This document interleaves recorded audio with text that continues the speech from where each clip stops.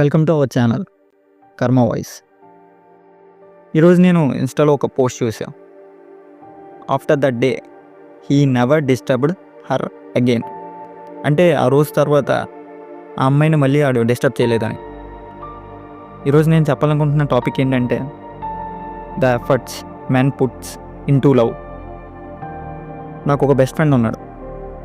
వాడు ఒక అమ్మాయిని 3 years నుంచి లవ్ చేస్తున్నాడు. ఆ అమ్మాయి కోసం డైలీ 3 hours బస్ స్టాండ్లో వెయిట్ చేస్తాడు.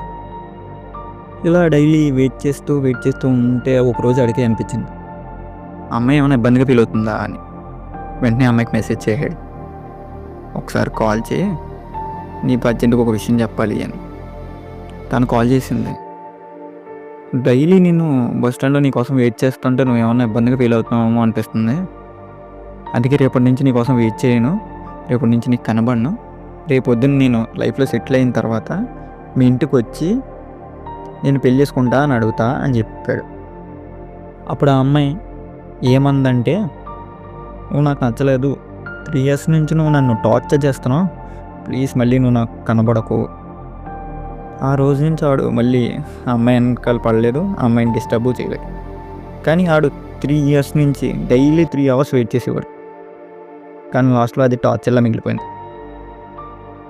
చాలామంది అంటారు, నువ్వు లైఫ్లో సక్సెస్ అవ్వు, నువ్వు సక్సెస్ అయితే మంచి అమ్మాయి నీకోసం వస్తుంది అని. కానీ మనం సక్సెస్ అయ్యాక వచ్చే అమ్మాయి మనకెందుకు చెప్పండి?